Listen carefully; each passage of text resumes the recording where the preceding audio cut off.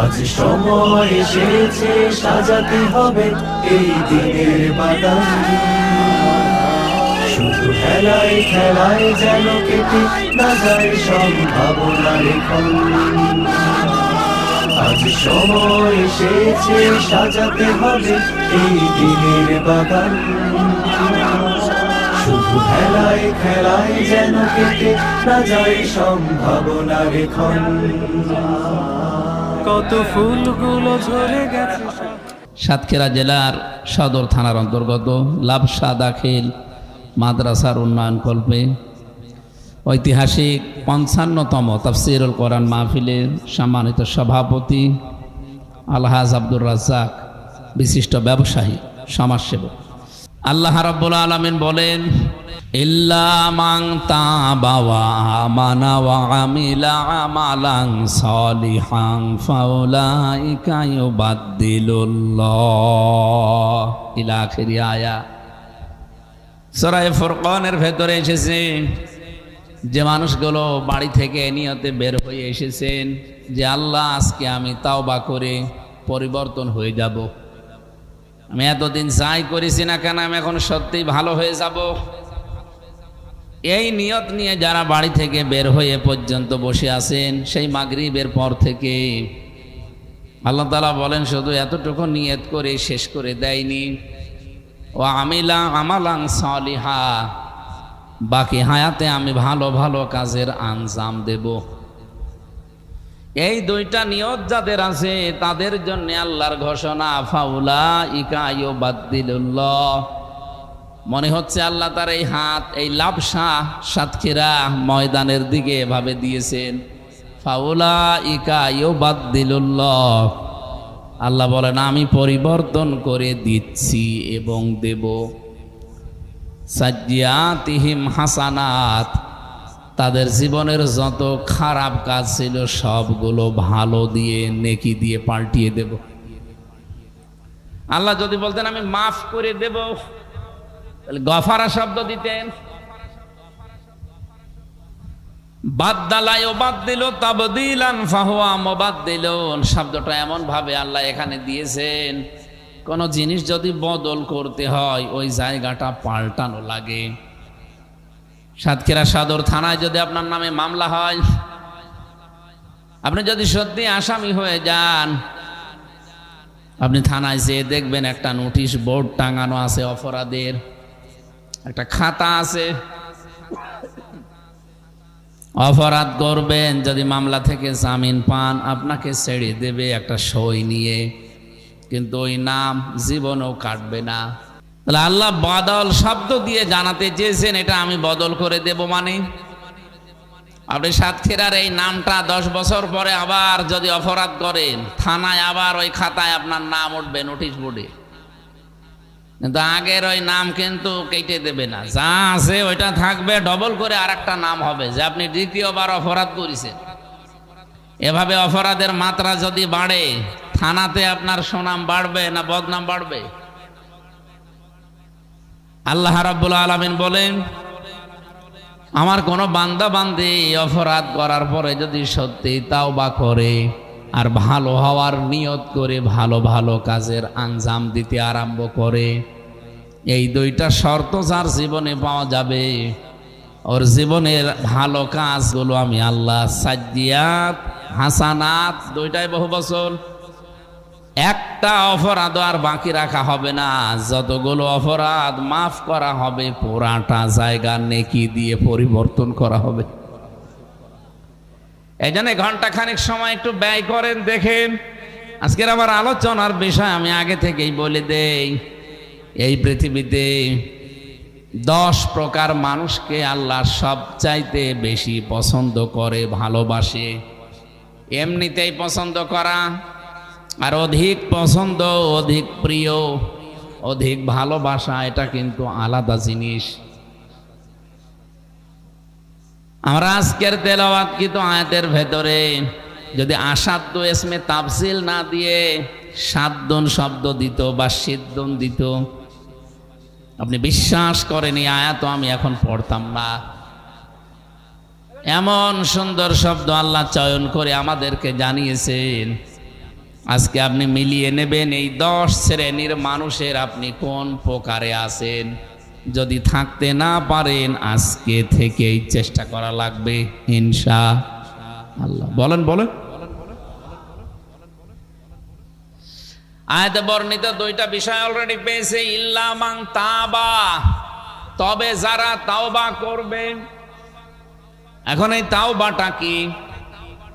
বিশেষ করে বাংলাদেশ, ভারত, এই 2টা দেশের মানুষের তাওবা কোরআন হাদিসের সাথে আমি মিলিয়ে পাই না। কারণ তাওবা আর ইস্তেগফার এটা কিন্তু এক জিনিস না। ইস্তেগফার মানে ক্ষমা চাওয়া, আর তাওবা মানে ফিরে আসা। আমি কি ইস্তেগফার নিয়ে আলোচনা করছি না তাওবা নিয়ে? বলেন বলেন। যারা বাড়ি থেকে ইস্তেগফার করবেন বলে এসেছেন তাদের জন্য আমি বলি নাই। যারা তাওবা করবেন বলে এসেছেন, বসে আছেন, 3টা বিষয় আপনাকে মানা লাগবে। প্রথমে 1 নম্বরে স্বীকার করা লাগবে তাওবা যদি আপনি করতে চান। অপরাধ করার পরে যদি কেউ স্বীকার না করে তার তাওবা জীবনেও হবে না। হ্যাঁ, এখন আপনি এই অপরাধটা স্বীকার করবেন কোথায়? মসজিদে যেয়ে, কাবা শরীফে যেয়ে, খানকায় যেয়ে না। এই যে স্বীকৃতি দেওয়া, স্বীকার করা, এর প্রধান অর্থ হচ্ছে আপনি অপরাধ করেছেন, যার কাছে স্বীকার করবেন তার কাছে।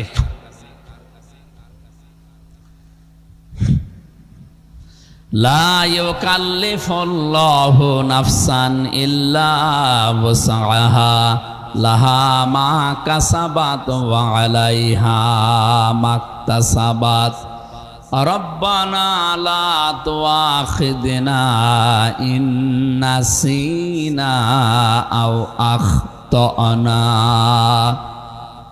ইয়াটা সে জন্মের পর থেকে আমরা অনেকে পড়েছি, শুনেছি। এমন এমন কিছু কথা আজকে আপনি নতুন পাবেন আজকে তেলাওয়াতকৃত আয়াত থেকে। আল্লাহ পাক একটা শব্দ দিয়ে হেদায়েত মানুষকে দিতে পারে। আমাদেরকে যেন এ মাহফিলটা হেদায়েতের জারিয়া বানিয়ে দেন, বলেন আমিন। এখানে নিসিয়ান এবং খতায়া 2টা শব্দ আছে। রব্বুল আলামিন বলেন, মানুষ আমার কাছে প্রার্থনা করে, রব্বানা লা তুআখিযনা ইন নাসিনা আও আখতানা। হে আমাদের মালিক, আমাদেরকে পাকড়াও করবেন না, ধরবেন না। আমরা যেই কাজ ভুলে করি নাই অথবা করতে গিয়ে ভুল হয়ে গেছে। নিসিয়ান মানে ভুলে করি নাই, খতায়া মানে করতে গিয়েছিলাম, ভুল হয়ে গেছে। কথা কি 2টাই এক না আলাদা? কথা বুঝতেছেন?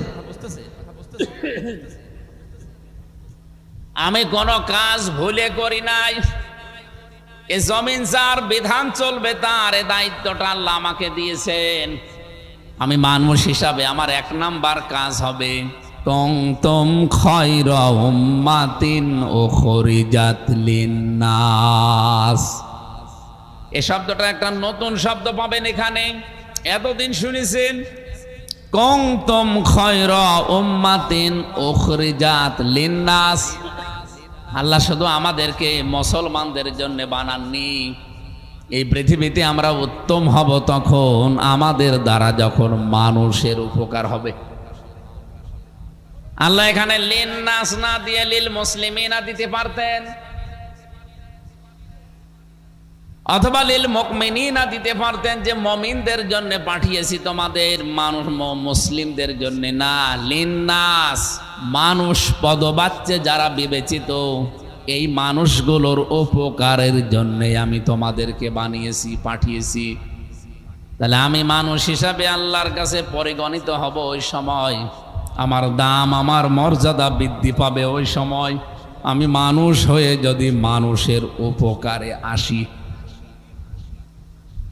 পৃথিবীতে মানুষের সবচাইতে বড় উপকার করেন আল্লাহ তখন যখন তার দ্বারা এই জমিনে দিন কায়েমের কাজ হয়।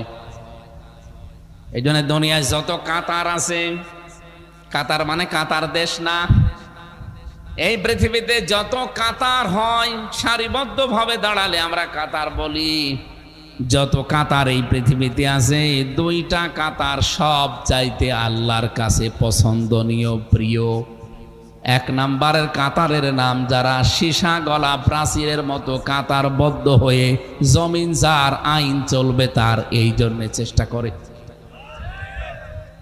এ বাংলাদেশে হাজারো দলের হাজারো মতের লোক থাকতে পারে, কিন্তু সবাই জমিন যার আইন চলবে তার এই কাজ করে না। অনেকে জমিন যার আইন চলবে বাবার, আইন চলবে আমার নিজের, এইরকম মন মানসিকতায় কাজ করছে। আমি আপনার বিবেকে ধাক্কা দিতে চাই, 5 ঘন্টা ওয়াজ শোনা লাগবে না, 5 মিনিট ভালো করে শোনেন। আল্লাহ পাক বলেন এই প্রথম কাতারটা এত বেশি আমার কাছে পছন্দনীয়, আমি আল্লাহ এত বেশি ভালোবাসি, কোরআনে আয়াত নাজিল করে এটা আমি কোট করে দিয়েছি।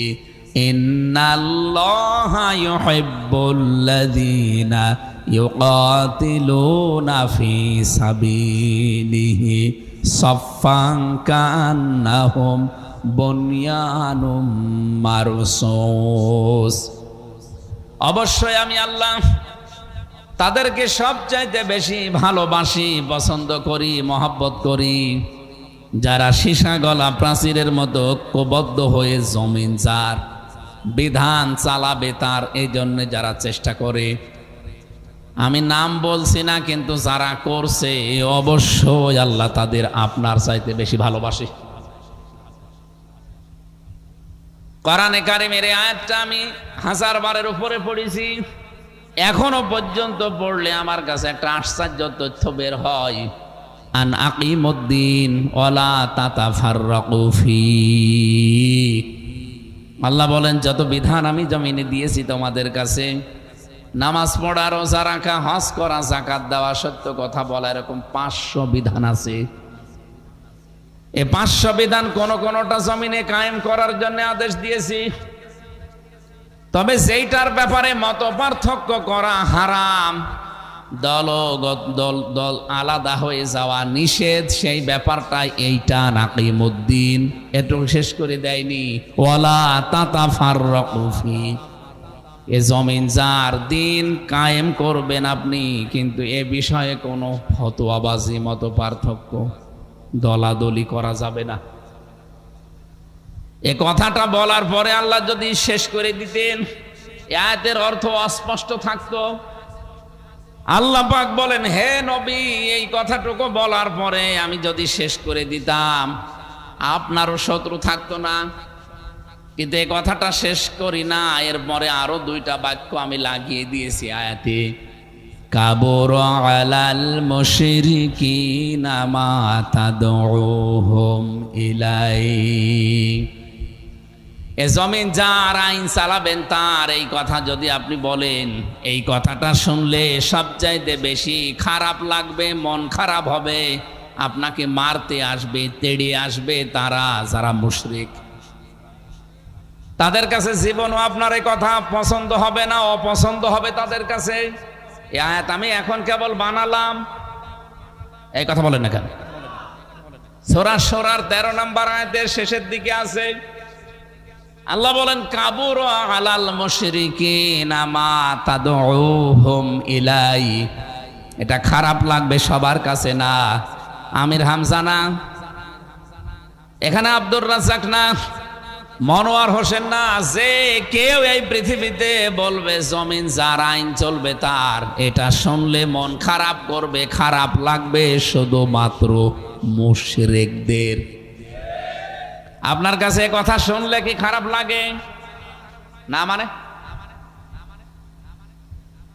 যদি না লাগে আপনি ধন্যবাদ দিচ্ছি, যদি লাগে, খারাপ মনে হয়, যদি রাজনীতির মনে হয়, তাহলে মনে করবেন আপনি শিরিক করছেন, আর শিরিক করলে মানুষ মুশরিক হয়ে যায়, এই কারণে আপনার কাছে এই কথাটা খারাপ লাগে।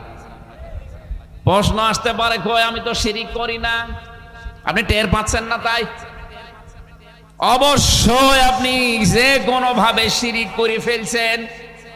হয় আপনার ইবাদতে শিরিক হয়ে যাচ্ছে, আপনার ব্যবসায় শিরিক হয়ে যাচ্ছে, আপনার ঈমান আনার ভেতরে শিরিকের মিশ্রণ আছে। শিরিক যদি না করেন আপনি তো মুশরিক হবেন না, আর মুশরিক না হলে জীবনও আপনার কাছে খারাপ লাগবে না। শয়তান এখনো এত পাগল হয়নি যে সাতক্ষীরা এসে মুসলমানের কাছে কথা বলবে, ওই আমির হামজা এই যে মাটির মূর্তি সেজদা দে। জীবনেও শয়তান বলবে না আমারে, কারণ জাতে মাতাল হলো তাহলে ঠিক আছে। ও খুব ভালো করে জানে যে আমির হামজারে যদি কিয়ামত পর্যন্ত ওয়াজ করি, ধোকা দেয় যে মূর্তি পূজা করা লাগবে, ও মরিয়ে যাবে তাও মূর্তি পূজা করবে না। কিন্তু মূর্তি পূজা করলে শিরিক হয়। কি হয় বলেন না কেন? শিরিক করলে মানুষ মুশরিক হয়। মুশরিক হলে জান্নাত হারাম, জাহান্নাম ওয়াজিব। এ পর্যন্ত ঠিক আছে? এই কথা বললেন না কেন? ঠিক আছে না? যে তিনটা ধাপ বললাম, মানুষ যদি শিরিক করে সে হলে মুশরিক, আর মুশরিক হলে সে জাহান্নাম, জান্নাত হারাম, জাহান্নাম ওয়াজিব। এত রাগান্বিত হয় আল্লাহ মুশরিকদের কাজ কারবারে। একটা উদাহরণ বলি, আপনি বিয়ে করেছেন, এখন যদি বাড়িতে যেয়ে দেখেন আপনার স্ত্রীর কাছে পাশের বাড়ির একজন সলিমদ্দি শুয়ে আছে, ও কিছু করে নাই, এমনি শুয়ে আছে, আপনার দেখে ভালো লাগবে? আমার মনে হয় যা পাবেন হাতের কাছে তাই দিয়েই মেরে ফেলবেন, পিটিয়ে। নতুন বউ তারপরও মেরে ফেলবেন। আপনি কি এমন কি করেছেন? খালি কবুল বলে বাড়িতে নিয়ে এসেছেন, এখনো দেন মোহর ওষুধ দেননি। এই জন্য যদি আপনার এত রাগ হয় অন্য কেউ আপনার স্ত্রীর কাছে আসলে, আল্লাহ বলেন এই পোড়া আমির হামজার বডিটা আমি বানিয়েছি। কে? হ্যাঁ, আমার মা বাবার কাজ ছিল বিছানায় থাকা, এতটুকুই শেষ। বাকি ওই যে বীর্য থেকে শুরু করে এই যে চেয়ার পর্যন্ত বসিয়েছে, এমপি বানিয়েছে, সবটা কে? উনি যদি না চাইতো কুষ্টিয়া পোড়া একদিকে হয়ে গেল, আমি এমপি হতে পারতাম, এখানে এসে বসতে পারতাম। রব্বুল আলামিন বলেন পোড়াটা ক্রেডিট আমার। ওই এক ফোঁটা বর্জ্যের ভেতরে কমপক্ষে 40,000 বনি আদম সন্তান তৈরি করার ক্ষমতা আমার ছিল, কিন্তু সবাইকে আমি আউট করে করে শুধু হামজাকে পর্যন্ত এনেছি।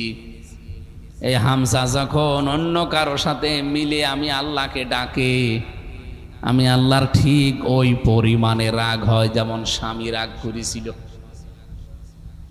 শিরিকটা কত মারাত্মক আল্লাহর কাছে।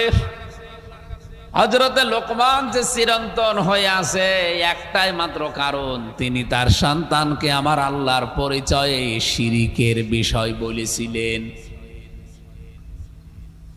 وَإِذْ قَالَ لُقْمَانُ لِابْنِهِ وَهُوَ يَعِظُهُ يَا بُنَيَّ لَا تُشْرِكْ بِاللَّهِ إِنَّ الشِّرْكَ لَظُلْمٌ عَظِيمٌ। হযরত লোকমানের এই কথাটা আমার আল্লাহ এত বেশি পছন্দ করেছে, তাফসীর পড়তে গিয়ে তার চেহারার একটা বর্ণনা দেখছিলাম। ঠোঁটগুলো ছিল ঝোলা, মাথার চুল ছিল কোকড়া চোকড়া, এরপরে গায়ের রং ছিল হাড়ির তলা যেরকম, ওর চাইতেও বেশি কালো। বলেন তো এই যে কোয়ালিটি গুলো বললাম তার শরীরের, একবার দেখলে আর একবার দেখতে মন চাবে। কিন্তু মানুষটাকে আল্লাহ এমন চিরন্তন করে দিয়েছে, তার নামে 4 পৃষ্ঠার একটা সূরা আছে কোরআনে, 34টা আয়াত সম্বলিত একটা সূরা দিয়েছেন পুরা কোরআনে, যারা এক একটা অক্ষর পড়লে কমপক্ষে 10টা করে নেকি পাওয়া যায়। কোন মার বাবা যদি লোকমান আলাইহিস সালামের এই যে নসিহতগুলো তার সন্তানকে করে মানাতে পারে, ওই বাবাও সাকসেস, সন্তানও সাকসেস। আমরা লোকমানের মতো আমাদের পরিবারটা, আমাদের সন্তান আদি যারা, এদেরকে যেন উপদেশের ভেতরে রেখে কামিয়াবি করতে পারি, বলেন আমিন। সাতক্ষীরাবাসী, আমি যেটা বোঝাতে চাচ্ছিলাম এখান থেকে, রব্বুল আলামিন বলেন সবচাইতে বেশি রাগ হয় আমার মুশরিকদের কাজ কারবারে। কারণ শিরিক করলে আমার আর সহ্য হয় না বান্দার প্রতি। অপরাধ মাফ করে দিলেও দিতে পারি, শিরিক মাফ হবে না। আমি আবার বলছি, মুসলমান আমরা এই দেশে 92%। জীবনেও শয়তান এসে আমাদেরকে মূর্তি পূজা করতে বলবে না, কিন্তু মূর্তি পূজা করলে যা হয় শিরিক, ওই রকম শিরিক আমাদেরকে অবশ্যই শয়তান দুনিয়ায় করাবে। আর শিরিক করলে যেহেতু আমরা মুশরিক হয়ে যাব, মুশরিক হলে সবচাইতে বেশি আমার কাছে খারাপ লাগবে আল্লাহর বিধানের কথা শুনলে। সুতরাং এই বাংলাদেশে 92% মুসলমানের যাদের কাছে এই দিন কায়েমের কথা শুনলে মন খারাপ হয়, কষ্ট লাগে, খারাপ লাগে, অপছন্দ হয়, আপনি বুঝবেন, মনে করবেন যে আপনি শিরিক করে মুশরিক হয়ে গেছেন। হয়তো আপনি টের পাচ্ছেন না কিভাবে হচ্ছেন, এটা আপনি আবিষ্কার করবেন। রব্বুল আলামিন বলেন, সবাইকে দিয়ে আমি এ কাজ করাবো না। আল্লাহু ইয়াজতাবি ইলাইহি মান ইয়াশা ওয়া ইয়াহদি ইলাইহি মান ইউনিব। আমি আল্লাহ যাকে ইজতেবা করি, মানে নির্বাচিত করি, পছন্দ করি, আমি যাকে ছাঁটাই করি না, বাছাই করে নিয়ে আসি। এই মানুষটা কেন বাছাই করা হয় জানো? ওয়াহদি ইলাইহি মান ইউনিব। যে লোকটা মন থেকে আল্লাহর দিকে ফিরে আসতে চায়, তাকে আমি দিন কায়েমের কাজে লাগিয়ে দেই। দিন কায়েমের জন্য যখন সারিবদ্ধ হয়, কাতারবদ্ধ হয়ে সর্বাত্মকভাবে চেষ্টা করে, এই কাতারটা আমি আল্লাহর কাছে তখন সবচাইতে বেশি পছন্দনীয়, সবচাইতে বেশি আনন্দের মনে হয়। আপনি ওই কাতারে আছেন কিনা আমি জানি না, আল্লাহ যেন ওই কাতারে আপনাকে সামিল করেন, বলেন আমিন। দ্বিতীয় নম্বরের কাতারের নাম হচ্ছে সালাতের কাতার। মানুষ যখন সারিবদ্ধ হয়ে নামাজে সেজদা দেওয়ার জন্য কাতারবদ্ধ হয়, নবীজি বলেন এই কাতারটা আমার আল্লাহর কাছে সবচাইতে বেশি ভালো লাগে দেখতে। এই জন্য আমি এই হাদিসের ভেতরে বারবার দেখেছি, নামাজে দাঁড়ানোর পরে ইমাম সাহেব আগে কাতার সোজা করো, এই কথা বলে।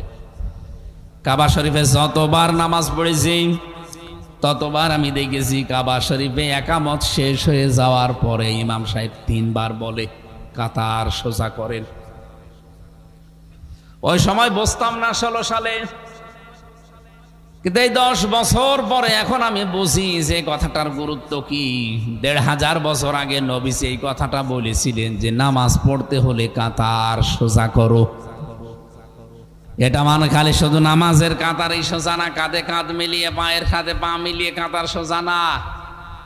এটা যদি শুধু এতটুকুই হয়তো, জীবনেও 3 বার করে ইমাম সাহেব প্রত্যেক ওয়াক্তে বলতো না। এখন এই 26 সালে এসে বুঝে ফেলেছি যে আসলে কত গুরুত্বপূর্ণ বিষয় কাতার সোজা করা। 5 বার ইমাম সাহেব ট্রেনিং দিচ্ছে আপনাকে, হ্যাঁ মুসল্লিরা কাতারটা সোজা করো। মানে এই পৃথিবীতে এখন প্রায় 57টা মুসলমান রাষ্ট্র আছে। এই মুসলিম দেশগুলো যদি সত্যি কাতার সোজা করো, কারণ আল্লাহর বিধান এখন পালন করা হবে। কয়টা? একটা। সেজদা দেওয়া আসলে বিধান না, আল্লাহর বিধানটা এখানে পালন করা হবে। এই জন্য আমরা কাতার সোজা করো। এই সেজদার মতো বিধান এখনো আল্লাহর 499টা আছে। ওই বিধানগুলো তো আপনার ব্যক্তিগত জীবনে, পারিবারিক জীবনে, সামাজিক জীবনে, রাজনৈতিক জীবনে, আন্তর্জাতিক জীবনে, সব জীবনে আল্লাহ ছড়িয়ে দিয়েছেন। যদি সত্যি ওই 499টা বিধানও পালন করার জন্যে এই শিক্ষাটা আমরা নিয়ে যেতে পারতাম, 57টা মুসলমান দেশ, আল্লাহর কসম ইসরায়েল তার এই জুলুম বন্ধ করতে বাধ্য হতো। ভারতের মাটিতেও যা হচ্ছে আমরা দেখতে পাচ্ছি। ওদেরকে মালায়ন বলা হয়, মালউন মানে অভিশপ্ত। সেখান থেকে আমরা বাংলায় মালায়ন বলি, মালায়নের বাচ্চা বলে না, মালউন মানে অভিশপ্ত।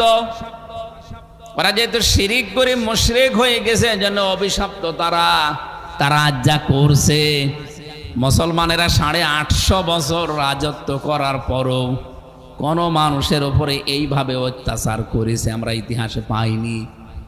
অথচ এরা কয় বছর দায়িত্ব পেয়ে কি আরম্ভ করেছে, আল্লাহর ঘর কতগুলো তারা ভেঙে দিল। তারা সূক্ষ্ম ষড়যন্ত্র করে কিছু কিছু জায়গায় মুসলমানের এমন এমন জায়গায় হাত দিচ্ছে। এক লোক নাকি তার বউকে খুব পিটাতো মাঝে মাঝে। বউ একদিন শখ করে বলছে, তুমি যেভাবে মাঝে মাঝে পিটাও, তোমার কি মন, আমাকে কি রাখবা না? আর ও বলছে, কিলের ওজন দেখে টের পাও না? প্রতিবেশী রাষ্ট্র সহ আরো যারা আছে তামাম পৃথিবীর ইহুদি খ্রিস্টানরা আজ যা আরম্ভ করেছে, মুখে এদিকে গণতন্ত্রের কথা, মানবতার কথা যতই বলুক না কেন, আল্লাহর কসম ওরা এক যে এই পৃথিবীতে মুসলমান থাকবে না। আমার এই মাথার ভেতরে যতটুকু এসেছে আমি বুঝে ফেলেছি, বাংলাদেশে হাত তারা দিয়েছে অলরেডি। কোন কারণে এতদিন পরে 8 দিন হাসপাতালে হাত দেওয়া লাগবে আপনাকে? এইরকম অপরাধ 8 দিনের চাইতে বহু এই দেশে ঘটে গেছে, আপনি কিছুই বলেননি। আর আমি এটাও বিশ্বাস করি এ কথা আপনি বলছেন না, আপনাকে দিয়ে বলানো হচ্ছে। সুকৌশলে বাংলাদেশের চিকিৎসা ব্যবস্থার ধস যেন নেমে যায়। মধ্যবিত্ত এবং গরিব মানুষদেরকে সুলভ মূল্যে যেন মানুষের সেবাটা দোরগোড়ে পৌঁছে দিতে না পারে। 5 টাকার জায়গায় 50 টাকা বৃদ্ধি করে 55 টাকা খরচ করে যেন দাদাদের কাছে যাওয়া লাগে, এর একটা পায় তারা। মনে করছে দেশের মানুষ কিছু বোঝে না। 6টা শিশু হত্যা হয়েছে, আমরা তীব্র নিন্দা জানিয়েছি, এখনো জানাচ্ছি। যারা এর সাথে জড়িত আছে, যদি অবহেলার কারণে হয় তাদের সর্বোচ্চ শাস্তি দেন, কিন্তু এটা জীবনেও আমরা কামনা করি না। এই কারণে একটা পুরা হাসপাতাল আপনি বন্ধ করে দেবেন। শরীরের শক্তি কিন্তু সারা জীবন থাকে না। তোফায়েল আহমেদের দিকে তাকিয়েছেন, মরণের আগে কি হয়েছিল। লোকটার দিকে মাঝে মাঝে তাকাতাম, আমার ভাবতাম, আল্লাহ এ কি ছিল আর তুমি কি বানিয়েছো। আপনাকেও আমি নাম না নিয়ে বলছি, আপনি কি ছিলেন, কোথায় এসেছেন, কয়দিন পরে কি হবেন, ওইটা একটু ভাবেন।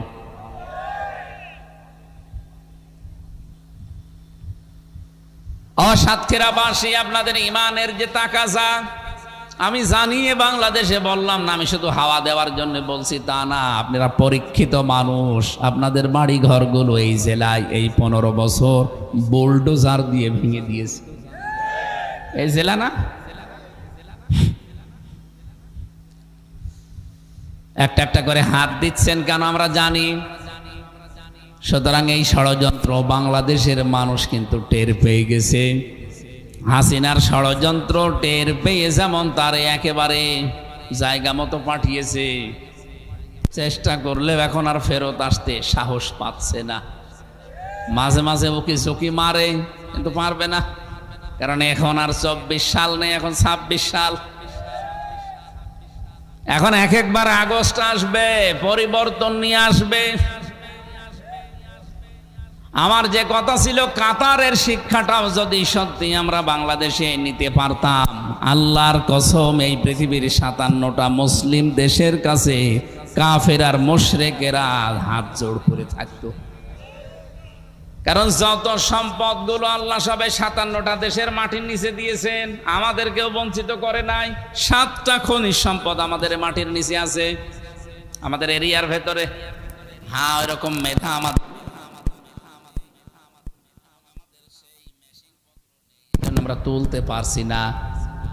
এই যে বিমান কত হাজার হাজার কিলোমিটার উপর দিয়ে যায়, বিমানের ভেতরে ওয়াইফাই সেট করে ব্যবহার করা যায়। যেই কয়জন মিলে এই বুদ্ধিটা দিয়েছে, তার 1 নাম্বার যিনি, তার বাড়ি বাংলাদেশে। আমাদের মেধাগুলো আমরা কাজে লাগাতে পারি না, এই জন্যে ইহুদি খ্রিস্টান মুশরিক বৌদ্ধ যারা, তারা কিনে নেয়। তারা চীন, আমেরিকা, জাপান, রাশিয়া, ভারত, আর নাম নিলাম না, এরা এই মেধাগুলো কিনে নেয়। নিয়ে ওদেরকে দিয়ে পৃথিবীর বিভিন্ন জায়গা থেকে খনিজ সম্পদগুলো তোলে। কারণ আমাদের নবীকে আল্লাহ রহমতের নবী বানিয়েছিলেন, উনি যেখানে যেখানে দিয়ে হেঁটে গেছেন শুধু ওই জায়গায় পায়ের নিচে আমার আল্লাহ সোনা তৈরি করে দিয়েছে। ওই জায়গায় তেল, ওই জায়গায় গ্যাস। আমার যে কথা ছিল তার মূল পয়েন্ট এইটা, আমরা শুধু মুসলমানদের জন্য না, উখরিজাত লিন্নাস, আমরা মানুষের জন্য কল্যাণকামী, মানবতার জন্য আমরা চেষ্টা চালাবো। তা'মুরুনা বিল মা'রুফ ওয়া তানহাউনা আনিল মুনকার, আমরা পরিচিত কাজগুলোর জন্য মানুষকে আদেশ দেব, আর অন্যায় কাজে শুধু নিষেধ করব না, বাধার প্রাচীর হয়ে দাঁড়াবো। এখানে আমরা সারা জীবন শুনেছি তা'মুরুনা বিল মা'রুফ, ভালো কাজে আদেশ দাও। কই এর বাংলা অর্থ তো মেলে না।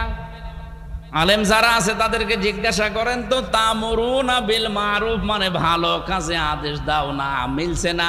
ভালো কাজ পেলেন কোথায় এখানে? মা'রুফ শব্দের শাব্দিক অর্থ হচ্ছে পরিচিত।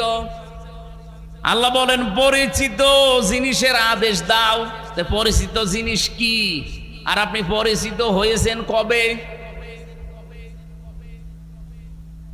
আপনারা এই ভাষা আবার বুঝতেছেন তো? কথা বুঝতেছেন? আমরা যে আল্লাহর কাছে দামি, আমাদেরকে আল্লাহ সর্বোত্তম করে বানিয়েছে, তার এক নম্বরে শুধু মুসলমানদের জন্য না, আমরা মানুষের জন্য। 2 নম্বরে আমরা ভালো কাজের আদেশ, এই শব্দটাই শুনতাম, অথচ পরিচিত কাজের কথা আল্লাহ কোরআনে এভাবে দিয়েছেন, তা'মুরুনা বিল মা'রুফ বা ইয়ামুরুনা বিল মা'রুফ। আজকে এই শব্দটা আমরা ভালোভাবে জেনে বাড়ি যাব, পরিচিত কাজটা কি, আর আমরা পরিচিত হয়েছি এই কাজের সাথে কবে। এদিকে তাকা নাই, একটু বসেন ভাই। সাতক্ষীরাবাসী, আমি তাফসীরের গভীর থেকে তথ্যটা বলছি।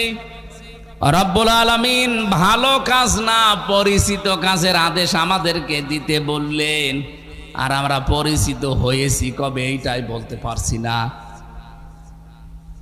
হযরত আদম নবী আমাদের বাবা, আপনি শুনলেন, ওনার পৃষ্ঠদেশ থেকে যখন আমাদের সবাইকে আল্লাহ বের করে নেয়, ওই দিন তার সামনে নিয়ে একটা স্বীকৃতি নিয়েছিলেন, আলাস্তু বিরব্বিকুম ক্বালু বালা,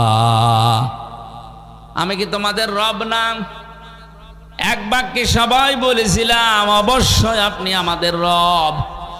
এ কথা বলার পরে আল্লাহ শেষ করে দেননি, আন তাকুলু ইয়াউমাল কিয়ামাতি ইন্না কুন্না আন হাযা গাফিলিন। রব্বুল আলামিন বলেন, এই কথাটা কিন্তু আমি সাক্ষী থাকলাম, আমি শুধু একা না, যা তোমরা সবাই মিলে স্বীকৃতি দিলে যে ক্বালু বালা, অবশ্যই আপনি আমাদের রব, এই কথাটা কিয়ামতের দিন কিন্তু আমি আবার জিজ্ঞাসা করব। ওই দিন আমরা রব বলে স্বীকৃতি দেওয়ার সঙ্গে সঙ্গে রবের যে বিধান, 500 বিধান, ওর সাথে আমরা অলরেডি পরিচিত হয়ে গেছি। এখন পরিচিত যে হয়ে গেলাম, এখানে তো ক্বালু বালা, এর ভেতরেতে কথাগুলো নেই। এই জন্যই তাফসীর মাহফিলে আসতে হয়।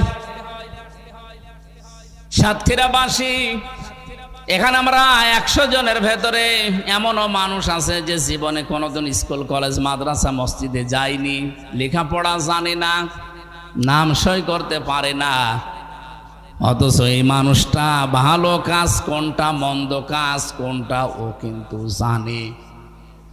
এই কথা বলছেন এখানে, ওকে আপনি কোথায় জানালেন? ও কোন প্রতিষ্ঠানে পড়েছে? ও জানলো কখন?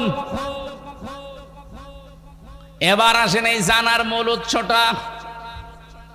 আমাদের আদি পিতা মাতা, বিশেষ করে আমাদের বাবা হযরতে আদম আলাইহিস সালামকে আমার আল্লাহ একটা ক্লাস নিয়েছিলেন জান্নাতে। ওই যে ফেরেশতাদের সামনে উপস্থিত করার পরে ফেরেশতারা বলতে পারে নাই, কিন্তু সব জিনিসের নাম বলে দিয়েছিলেন কে? আদম। বলেন বলেন, ওখানে সরাসরি ক্লাস করাচ্ছেন আমার আল্লাহ নিজে শিক্ষক হয়ে, আর ছাত্র আমাদের বাবা হযরতে আদম। জায়গা ক্লাসরুমটা দুনিয়ার কোনো ক্লাসরুম না, ওটা জান্নাত। বলেন তো যেখানে ক্লাস নেওয়া হচ্ছে জায়গাটা দামি? বলেন না কেন? এটা সাতক্ষীরার মতো দামি। ক্লাসের একটা কোয়ালিটি থাকে। এই লাবসা দাখিল মাদ্রাসা, এখানে আমার মনে হয় কম্পিউটার আছে কিনা আমি জানি না, গবেষণাগার হয়তো নেই, কারণ এই মানের লেখাপড়া এখানে হওয়া সম্ভব না। বাংলাদেশের যে বিশ্ববিদ্যালয়গুলো আছে গবেষণার জন্য যে পর্যাপ্ত পরিমাণ সরঞ্জাম আদি লাগবে, যে জিনিসপত্রগুলো লাগবে, সেগুলো এদেশে পাবেন না। এই জন্য এখান থেকে বড় বড় গবেষক তৈরি হতে চায় না।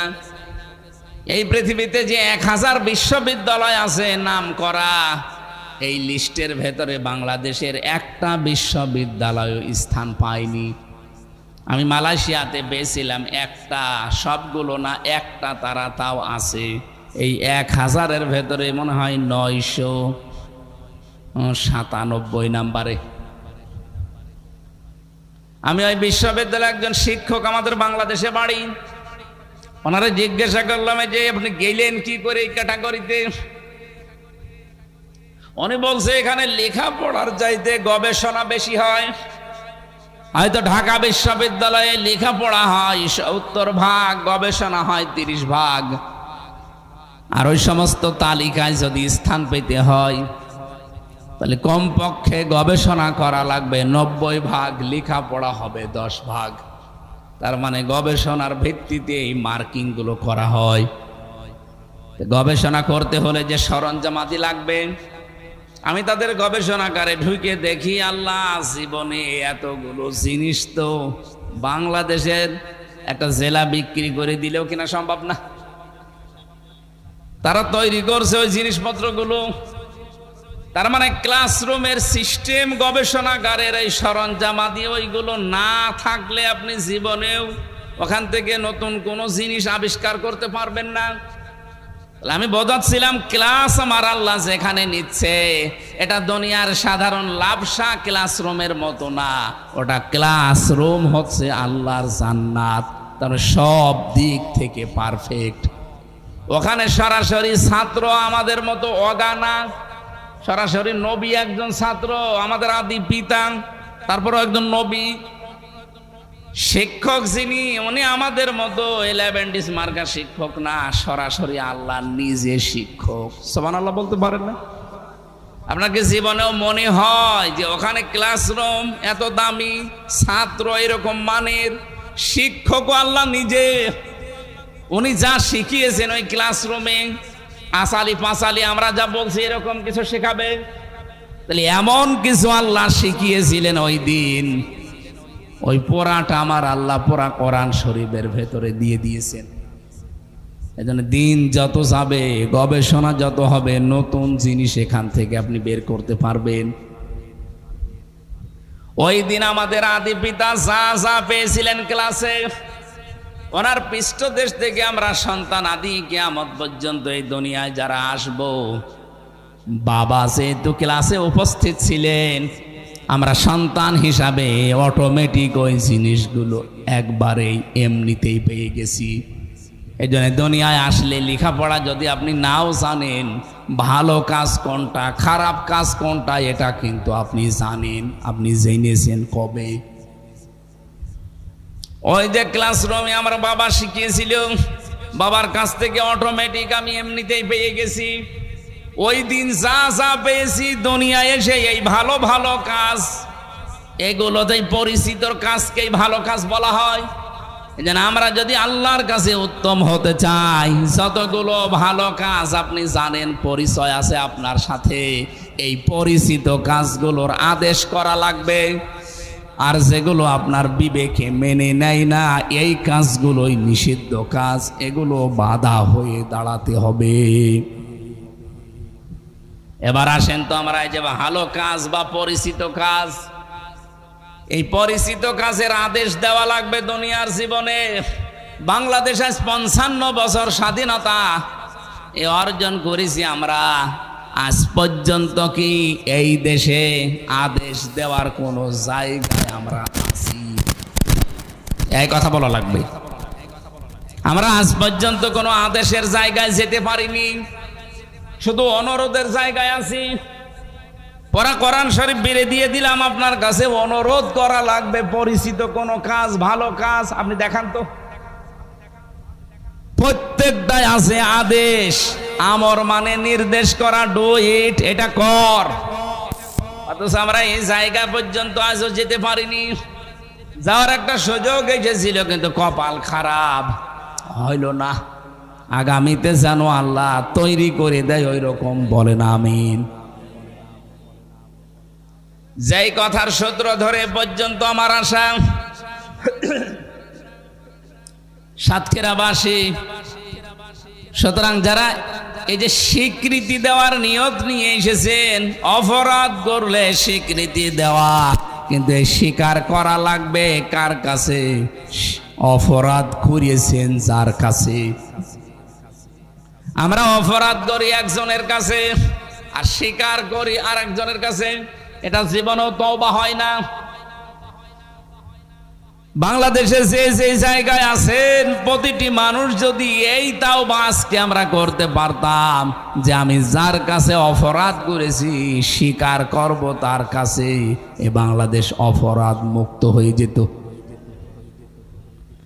প্রথম নাম্বারে তাওবার নিয়ম স্বীকার করা, শুধু আল্লাহর কাছে না, আল্লাহর কাছে অপরাধ করলে তার কাছে স্বীকার করেন, কিন্তু সেখানে আপনি অপরাধ করবেন সেখানে আপনাকে স্বীকার করা লাগবে। এই সাতক্ষীরার এক জামাই ছিল আমার সাথে ছেলে, আমি নাম নিলাম না, ওসি, বাড়ি ওনার ঝিনাইদহ। ওনারে মাঝে মাঝে আমি দেখতে যেতাম, আমারে বলছে মাওলানা আমি একটা তাওবা করেছি জীবনে, দেখেন তো আমার তাওবাটা হয়েছে কিনা। বলেন। বলছে তখন হাসিনার ওই নির্বাচন ছিল, আমি বাইরে। নির্বাচনের আগের দিন নির্দেশ যেহেতু পেয়েছি যে বাক্স ভর্তি করা লাগবে, এজন্য সারা রাত আমার যা লোকজন ছিল এদেরকে দিয়ে পুরা বাক্স ভর্তি করে বিভিন্ন ভোট কেন্দ্রে পাঠিয়ে দিয়েছি। ফজর পর্যন্ত কাজ করে বাড়িতে যে গোসল করলাম, 2 রাকাত শুকরিয়ার নামাজ পড়লাম, এরপরে তাওবা করলাম, আস্তাগফিরুল্লাহ। বলেন তো আমার এই তাওবা কি হয়েছে? বললাম না। আপনি কি আল্লাহর কাছে অপরাধ করেছেন যে আল্লাহর কাছে আপনি আস্তাগফিরুল্লাহ পড়ছেন? আপনি তো অপরাধ করেছেন যে জায়গায় ছিলেন ওখানে হয়তো 4 লাখ 5 লাখ মানুষ ছিল, তাদের এই ভোটগুলো আপনি দিতে দেননি, তাদের রায় তারা কোথায় দেবে সেইটা আপনি নিজে দিয়ে দিয়েছেন। সুতরাং এই দোষ শুধু আল্লাহর কাছে হয়নি, দোষ হয়েছে হামজার কাছে। হামজার বউ যতগুলো ছিল এলাকায় তাদের কাছে যেহেতু আপনার অপরাধ, জেল থেকে তো 8 বছর তার জেল ছিল, বের হয়ে যাওয়ার পরে এই মানুষগুলোর কাছে আপনি মাফ চাবেন, ওরা যদি মন থেকে আপনাকে মাফ করে দেয় তাহলে আপনার তাওবা কবুল হবে। কিন্তু দুঃখজনক বিষয়, আপনি 8 বছর জেল খাটার পরে যখন বাইরে যাবেন, যে দেখবেন অনেক হামজার বউ মারা গেছে, তাদের কাছে আপনি ক্ষমা চাবেন, স্বীকার করবেন কি করে? আমি এই ঘটনাটা শোনালাম এই জন্য যেহেতু বাস্তব ঘটনা। এ বাংলাদেশে আমার মনে হচ্ছে বহু মানুষ ওই রকম আছে যারা অন্যের উপকার করতে গিয়ে নিজের সর্বনাশ করে ফেলেছে। এমনকি সামনে অনেকে করবে, অন্যের উপকার করতে গিয়ে যদি নিজের জীবনকে সর্বনাশ ডেকে আনেন, আপনার মতো মাতাল পাগল আর এই দুনিয়ায় নেই। কথা বলেন ঠিক কিনা? এই জন্য বাড়ি থেকে বের হয়েছেন এই নিয়ত নিয়ে যে আজকে সত্যি আমি তাওবা করে ভালো হয়ে যাব। তাহলে তাওবার প্রথম নিয়ম হচ্ছে আপনি স্বীকার করবেন, আজকে যার কাছে অপরাধ করেছেন সেখানে যে স্বীকৃতি দেবেন। 2 নম্বরে, দ্বিতীয় নম্বরে অনুতপ্ত হওয়া, অনুশোচনা করা। এটা আমাদের জীবনে আসলে নেই। অনুতপ্ত হওয়া লাগে, অনুতপ্ত হওয়া, অনুশোচনা করা লাগে, একটা ক্রাইটেরিয়া মেনটেন করে, একটা সিস্টেম আছে। এখানে একজন যুবক ছেলে একটা অন্যায় করেছে আমার রাজ্জাক ভাইয়ের কাছে, উনি দুঃখ পেয়েছে, মনে কান্নাকাটি করছে। এলাকার মেম্বার, চেয়ারম্যান, মুরব্বী যারা আছে ছেলেকে ধরে বলছে এখানে বিচার হবে, এই আব্দুর রাজ্জাকের কাছে ক্ষমা চা, মাফ চা। ও ছেলেটা যদি বলে ওই রাজ্জাক মাফ করে দে, এ কি ক্ষমা চাওয়া হয়েছে? আপনি যদি এসে ওনার হাতটা চেপে ধরে বলতেন যে চাচা ভুল হয়ে গেছে, জীবনে আর করবো না, আমারে মাফ করে দেন, আগেরটাও তো মাফ চাওয়া, আমার এটাও মাফ চাওয়া, দুইটাই কি এক? আপনাকে অনুশোচনা করা লাগবে, অনুতপ্ত হওয়া লাগবে। যত বেশি মানুষের জীবনে অনুশোচনা আসবে, অনুতপ্ত, এই নিয়মটা যত বেশি তার জীবনে পাওয়া যাবে, দিনের পর দিন তার জীবনে আল্লাহর নিয়ামতগুলো বৃদ্ধি করতে থাকবে। হযরত নূহ আলাইহিস সালামের জীবনী পড়ে দেখবেন, সূরা নূহর ভেতরে আছে হযরতে নূহকে আল্লাহ বলেছিলেন ইস্তেগফার করো, ক্ষমা চাও, আমি আল্লাহর কাছে কয়েকটা জিনিস তোমাকে আমি দিয়ে দেব। এটা নূহ আলাইহিস সালামকে শুধু আল্লাহ পাক বলেননি, কিয়ামত পর্যন্ত যারা এরকম ইস্তেগফার করবে, স্বীকার করবে, অনুতপ্ত হবে নিজের জীবনের অপরাধের জন্য, মহান আল্লাহ তাদেরকে ওই নিয়ামতগুলো দিনের পর দিন বৃদ্ধি করতে থাকবে। এখানে সন্তানাদির কথা আছে, ফসলাদির কথা আছে, ক্ষমতার কথা আছে, বৃষ্টির কথা আছে। এগুলো সব নিয়ামত আমার আল্লাহ আমাদেরকে দিনের পর দিন আরো বৃদ্ধি করতে থাকবে, যদি সত্যি আমরা জীবনের অপরাধের জন্য অনুতপ্ত হই, অনুশোচনা করি। 3 নম্বরে নিয়ম হচ্ছে জীবনে আর জেনে বুঝে এই কাজে জড়াবো না, ফিরে আসলাম। এই 3টা বিষয় মনে রেখে যারা বসে আছে, 2 নম্বরে আজকে থেকে যতটুকু সুযোগ পাই আমি ভালো ভালো কাজের আঞ্জাম দিয়ে যাব। এই নিয়ত নিয়ে যদি সত্যিই বাড়ি থেকে আজকে কেউ এসে থাকেন, আপনি বিশ্বাস করতে পারেন সূরা ফুরকানের এই 71 নম্বর আয়াত অনুযায়ী জীবনের একটা অপরাধও আল্লাহ আপনার আর রাখবে না, সব মাফ করে পাল্টিয়ে নেকি বানিয়ে দেবে। সুতরাং আজকে যারা বসে আছেন, আমার সময়টা যদিও বেশি লেগেছে, আমি মেন কথাগুলো বলতে পেরেছি। যারা এসেছেন আজকে লস হয়নি, অন্তত 1 ঘন্টা খানিক যে সময় যে আপনি ব্যয় করছেন একটা আয়াত বোঝার জন্যে, রব্বুল আলামিন এই একটা আয়াত বোঝার জন্য যে সময়টা ব্যয় করেছেন, 500 রাকাত নফল নামাজ পড়লে যে সওয়াব পেতেন, ওই সওয়াব আমল নামায় লিখে দিয়েছে। তাহলে জীবনের মতো ফিরে আসার এটার অর্থ কি? রব্বুল আলামিন মানুষদেরকে একটা আশার বাণী শুনিয়েছেন, এই ভালো করে শুনবেন। এটা সূরা জুমারের 53 নম্বর আয়াতে পাবেন, ওলিয়া ইবাদিয়াল্লাযীনা আসরাফু আলা আনফুসিহিম লা তাকনাতু মির রাহমাতিল্লাহ ইন্নাল্লাহা ইয়াগফিরুয যুনুবা জামিআ ইন্নাহু হুয়াল গফুরুর রহিম। আমি জানি আপনি জন্মের পর থেকে আয়াতটা বিভিন্ন দরবার কেন্দ্রিক শোনেন, আমিও শুনেছি, কিন্তু এর ভেতরে এমন কিছু তথ্য আছে আজকে আপনার চোখ ছানাবড়া হয়ে যাবে। আল্লাহ বলেন, হে আমার বান্দারা, নফসের ওপরে জুলুম করে জীবনটা যারা নষ্ট করে ফেলেছেও, আল্লাহর রহমত থেকে নৈরাশ হয়ে যেও না, ফিরে আসো। এখনো সূর্য পশ্চিম দিকে ওঠে নাই, এখনো তাওবার দরজা বন্ধ হয়ে যায়নি, ফিরে আসো আমি আল্লাহর দিকে। ইন্নাল্লাহা, অবশ্যই আমি আল্লাহ, ইয়াগফিরুয যুনুবা জামিআ, জামিআও বহু বচন। তার মানে একটা অপরাধও তোমার জীবনে এখন যেমন রাখছি না, ভবিষ্যতেও রাখবো না, সব অপরাধ আমি আল্লাহ মাফ করে দিচ্ছি এবং দেব। ইন্নাহু হুয়াল গফুরুর রহিম।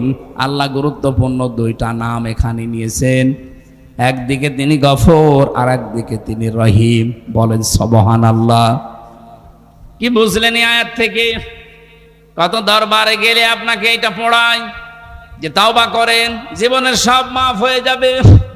ওই জায়গাটা আল্লাহ নেকি দিয়ে পাল্টিয়ে দেবে।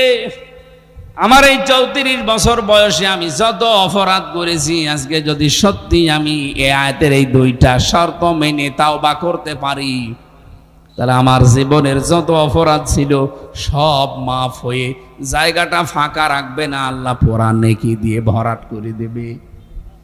এই যে বিশাল একটা সুযোগ, এই ক্ষমা, এটা কি সবার জন্যে? এইদিকে তাকান, আল্লাহ পাক বলেন এই ক্ষমা সবার জন্য না। এর পরের আয়াতের আর পড়ে না, এর পরে যে আল্লাহ আয়াতে জবাব দিয়েছেন এটা আর পড়তে চায় না, কারণ এটা আমিও পড়ি না, পড়লে আমিও ধরা খাবো। এই যে বিশাল ক্ষমার কথা শুনলেন, যে একটা গোনাও আল্লাহ রাখবে না, সব মাফ করে দেবে, আল্লাহর রহমত থেকে নৈরাশ হওয়া নিষেধ। কাদের জন্যে? এইবার শোনেন, ওয়ানিবু ইলা রাব্বিকুম ওয়া আসলিমু লাহু মিন ক্বাবলি আইয়াতিয়াকুমুল আযাবু সুম্মা লা তুনসারুন। সূরা জুমারের 54 নম্বর আয়াত, ওর পরের এইটা। আল্লাহ বলেন এই ক্ষমা পেতে হলে, কোন ক্ষমা শুনলেন না? একটা অপরাধও রাখবে না, বাকি জায়গা নেকি দিয়ে পাল্টিয়ে দেবে। এই ক্ষমা যদি দুনিয়ায় কেউ পেতে চান, দুইটা শর্ত মানা লাগবে, আর একটা সময় মেনটেন করা লাগবে। এই আয়াতে 3টা বিষয় আছে। আবার বলছি, এটা খেলা চড়ার জন্য বলছি না, খুব গুরুত্বপূর্ণ বিষয়।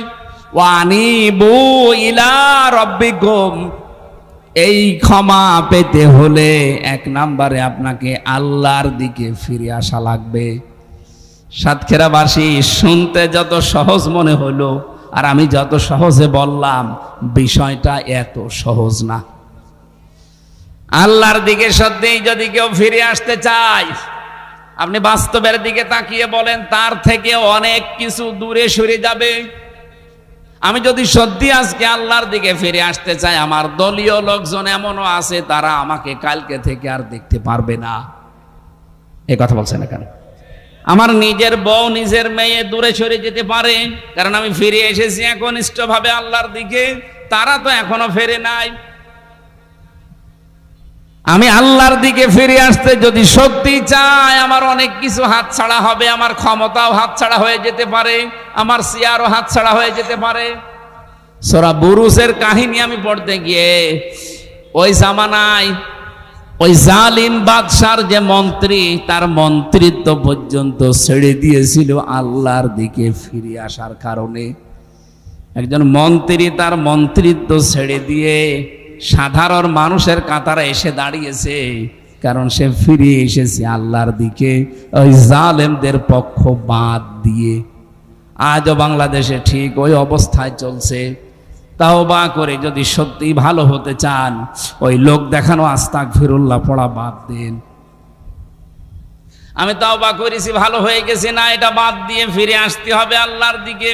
আর আসতে হলে জীবনে বহু কিছু ছাড়া লাগতে পারে। আমার হারাম ইনকাম কালকে থেকে বন্ধ হয়ে যাবে। আপনি কি মনে করছেন আমি এই যে 3 মাস দায়িত্বে আছি এমপি হওয়ার পরে, এই 3 মাসে ইচ্ছা করলে আমি 1000 কোটি টাকার মালিক হয়ে যেতে পারতাম? কোনো ব্যাপারই না। একটা খাল খননে 650 কোটি টাকা বাজেট হয়েছিল। আমি যদি ওই জায়গায় শুধু একটু এদিক ওদিক করতাম, আমারে অনেকেই বিরোধী দলে যারা আছে তারা আমারে বলে যে হুজুর কিছু বোঝে না। আমি বলি না, আমি সব বুঝি, কিন্তু আমি এখনো অত পাগল হইনি। 3 মাসে যদি আমি 1000 কোটি টাকার মালিক হতাম পারতাম, কিন্তু 1000 কোটি টাকা আমি তো ভোগ করতে পারতাম না। হয়তো আমি কিছুদিন পরে মরে যাব, ওই টাকা আমার মা বাবা, আমার বউ, আমার মেয়ে, আর আমার মেয়ে জামাইরা ভোগ করবে। এই কথা বলেন না কেন? মানে মাল কামালাম আমি,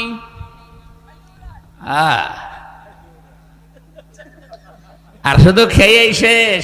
ওরা যদি খেয়েই শেষ করে দিত তাও তো বাঁচতাম। আমি মরণের পরে এই সম্পদ কত অবৈধ জায়গায় ব্যয় হবে, এটা কি আমার হিসাব আছে? তাহলে একদিকে অবৈধ কামাইয়ের জন্য বিশাল পাহাড় তৈরি করে গেলাম গুনার, শাস্তি হতে থাকবে। 2 নম্বরে, যতদিন এই সম্পদ দুনিয়ায় টিকে থাকবে, যত অবৈধ কাজে আমার মেয়ে, আমার মা বাবা, আমার বউ ব্যয় করবে, তার একটা অপরাধের ভাগ আমার কবরে যেতে থাকবে। তার মানে শাস্তি হবে ডবল।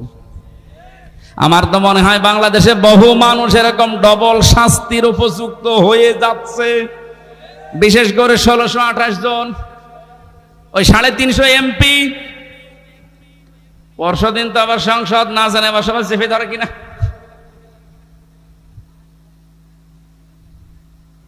যতটুকুই বুঝলাম এই দেশটা নিয়ে এখন ভাবি, শুধুমাত্র এই 350 এমপি আর 1628 জন যারা দেশের দায়িত্বে আছে, ওই সচিবালয় থেকে বিভিন্ন জায়গায়, এই মানুষগুলো যদি হযরতে ওমরের মতো মন আমরা তৈরি করতে পারি, বাংলাদেশ দুর্নীতি মুক্ত হয়ে যাবে।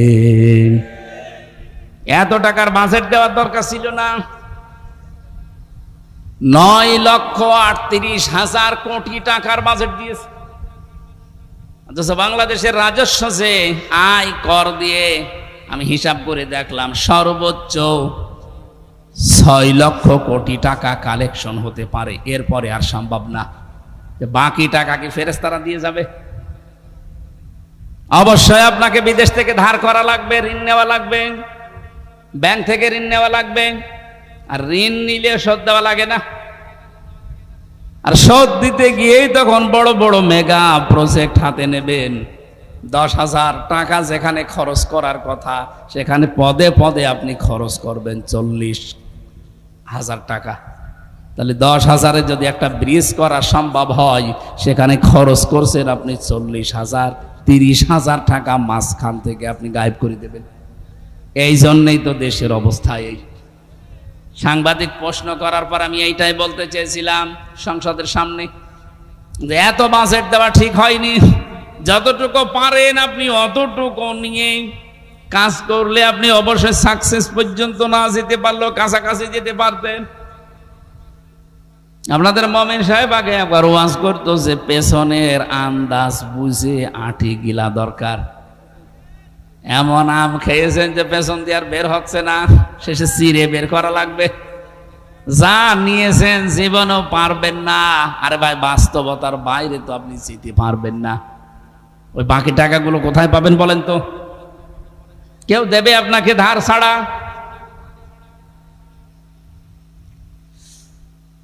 এগুলো কেন করছেন আমি তো বুঝতে পারি না, আমার তো মাথায় ধরে না। আমিও তো চেষ্টা করলে পারতাম ভাই, আমি পারছি না, আমারে বাধা দিচ্ছি আমার ইমানে। না, কি করবেন আপনি? নিজের পায়ে আপনি নিজে কোড়াল মারছেন। এই ওয়াজটা শুধুমাত্র আপনাদের জন্য না, আমার নিজের জন্য এবং আমার ওই কলিগদের জন্য এবং এই দেশের 1628 জন মানুষের জন্য বিশেষ করে বলছি। আসেন ভাই, শুধুমাত্র আমরা এই কয়জন একটু ভালো হয়ে যায়। আমি তো গ্যারান্টি দিয়েছি নির্বাচনের আগেই, যদি আল্লাহ আমাকে নির্বাচিত করে 5 বছরে আমার একটা টাকা বাড়বে না। যা আছে আমার সম্পদ হলফনামায় যা দিয়েছি আরো কমে যাবে। আপনি দেন তো দেখি। আমার মনে হয় এই দেশে সবাইকে যদি বলা হয় নির্বাচনে নির্বাচন করবেন, অসুবিধা নেই, নির্বাচিত যদি হন, যা হলফনামায় দেখিয়েছেন ওর চাইতে একটা টাকা বাড়তে পারবে না, যা আছে আরো কমে যাবে। আমার মনে হয় এদেশে কেউ নির্বাচনেই দাঁড়াবে না, মমিন পাওয়া যাবে। কারণ মমিনেরও গ্যারান্টি দেওয়া আছে যে 5 বছরে যদি উনি চেয়ারম্যান হতে পারে 1 টাকা বাড়বে না, আরো যা আছে কমে যাবে। আপনি এসে বলেন তো দেখি, আমি আপনাকে ভোট দেব। আপনার তো খরচই হয়ে গেছে অন্তত 5 কোটি টাকা। তা আপনি ওই টাকা না তুলে আপনি জীবনেও তখন সুবহানাল্লাহ পড়বেন। আমার কুষ্টিয়ার ডিসিটা কিছুদিন আগে বদলি হয়ে গেছে, আপনারা শোনেননি? বাংলাদেশের একজন ভালো ডিসি ছিল। এই দেশটা অপরাধ বন্ধ হয় না, কারণ কিছু মানুষ সৎসাহস নিয়ে যদি ভালো কাজ করতেও চায়, তারে ওই জায়গায় আর রাখতে দেয় না। শয়তানরা ওখান থেকে এমন জায়গায় নিয়ে যায়। সেদিন মন্ত্রণালয়ে গিয়েছিলাম, স্যারের সাথে আমার দেখা হয়নি, ওনারা জনপ্রশাসন মন্ত্রণালয়ে নিয়ে ওএসডি করে রেখে দিয়েছে।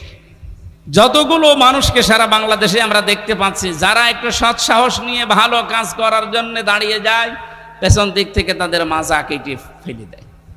এই দেশে ভালো মানুষ বা ভালো কাজ করার সাহস মানুষ পাবে কি করে আর নেবে কি করে? এই জন্যই চাচ্ছিলাম যে 151 জন যদি এবার হতে পারতো, ওখানে আমরা সব ওই পরিচিত ওই যে কথাগুলো যে জেনেছিলাম আদম আলাইহিস সালামের মাধ্যমে, ওগুলো সব একটা একটা করে পাশ করতাম। একদিনে সংসদ বসার পরের ভেতরে প্রথম অধিবেশনে 125 দিন 133টা আইন পাশ করেছে, একটাও কোরআনের আইন না। রাজশাহীর অধ্যাপক মুজিবুর রহমান এমপি উনি একবার তুললো যে নামাজের বিল আমরা চাই, বাইরে এসে দেখে ওনার সমালোচনা করছে অনেক নামধারী মুসলমান এমপিরা, এই দেশে নামাজ কায়েম করতে চায় রাষ্ট্রীয়ভাবে। একটা কথা হলো, উনি কি ওনার বাবার কথা বলেছিল? কথা বলেন।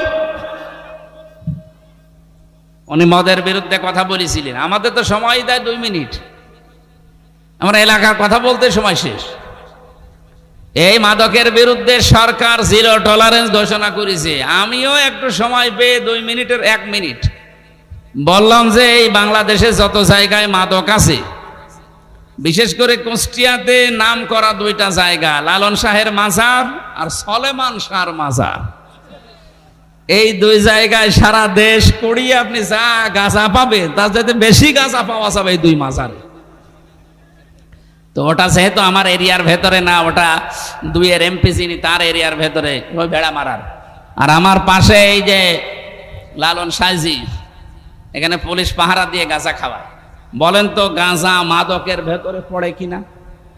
আমি মাননীয় স্পিকারকে, মন্ত্রীকে এই প্রশ্নই করেছিলাম যে গাঁজা যদি মুক্ত করতে চান, তে লালনের মাজারটা কি, এটা কি বাংলাদেশের এরিয়ার বাইরে?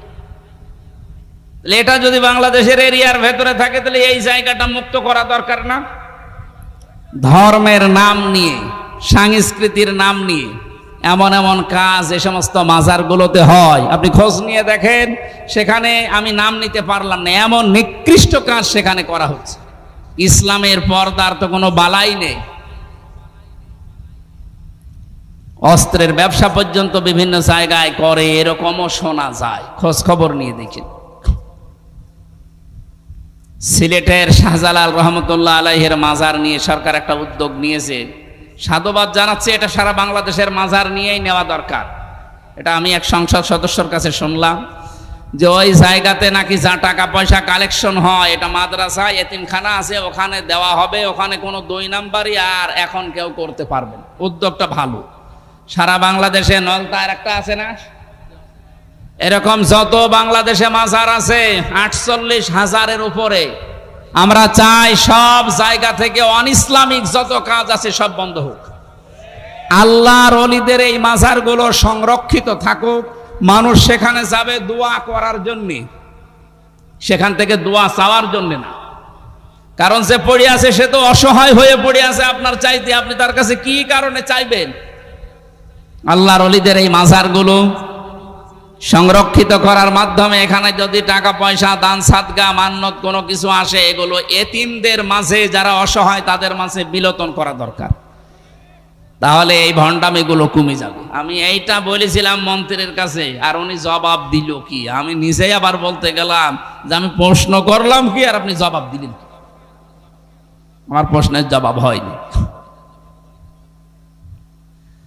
প্রাণ প্রিয় মুসল্লিকরা, আমরা যেহেতু এই জগতে এখন আস্তে আস্তে সংসদ নিয়ে, মন্ত্রণালয় নিয়ে, বিভিন্ন মানুষের কাজকর্ম নিয়ে এখন ব্যস্ত থাকা লাগে। মাহফিলের জগতে এখন আস্তে আস্তে আর আসি না। ওই শুক্র শনিবার সময় পেলে মাঝে মাঝে আসি। আপনাদের সাতক্ষীরার নাম শুনলে একটু আশা লাগে, কারণ এটা একটা মাজলুম জেলা। আমার এমনি টান বেশি এদিকে। আমি আজকের আয়াতের ভেতরে মূল কথাগুলো যতটুকু নোট করেছিলাম, এই পৃথিবীতে 10 শ্রেণীর মানুষকে আল্লাহ সবচাইতে বেশি ভালোবাসেন। এমনি আল্লাহ মানুষকে ভালোবাসেন, কিন্তু 10 প্রকার মানুষকে আল্লাহ সবচাইতে বেশি ভালোবাসেন। ওই 10 প্রকারের ভেতরে আমার নোট করার যে বিষয়টা ছিল, 1 নম্বরে আমি যেটা শুরু করেছিলাম তাওবাকারী। আমি যা বলি ওগুলো আগে নোট করি, অন্তত 20টা তাফসির থেকে এই তথ্যগুলো নেওয়া। পুরাটা বলতে গেলে কয়েকদিন লাগবে। এই একটা মাত্র চলছে তাওবা করা। 2 নম্বরে দানকারী যারা, আল্লাহ তাদেরকে বেশি ভালোবাসেন। 3 নম্বরে রসুলের অনুসরণকারী যারা। 4 নম্বরে পবিত্রতা অর্জনকারী যারা। 6 নম্বরে 5 নম্বরে ন্যায় বিচারকারী যারা। ন্যায় বিচারের দেশে আছে এখন, সব চলছে অবিচার। 6 নম্বরে যারা মুত্তাকি বান্দা হতে পারবে। 7 নম্বরে যারা কোমল হৃদয়ের অধিকারী হতে পারবে। 8 নম্বরে আল্লাহর উপরে যারা ভরসাকারী হতে পারবে। 9 নম্বরে স্ত্রীর হক যারা আদায় করতে পারবে। এটা কিন্তু একটা সেনসিটিভ জায়গা। মেয়েরা আমাদের কাছে আমানত। আমরা চেষ্টা করব জীবনের শেষ দিন পর্যন্ত স্ত্রী যাদের আছে তাদের হকগুলো আদায় করার মাধ্যমে আখেরাত তৈরি করা। 10 নম্বরে যারা মা বাবার সেবাকারী। আল্লাহ রাব্বুল আলামিন এই 10 প্রকার মানুষকে সবচাইতে বেশি ভালোবাসেন। আর ইমানদার যারা, তারা জীবনের আসল পাওনাই তো তাদের জন্য এইটা যে আল্লাহ যেন আমাকে ভালোবাসেন। আল্লাহ আমাদেরকে এই 10টা শ্রেণীতে উত্তীর্ণ হওয়ার তৌফিক দিন, বলেন আমিন।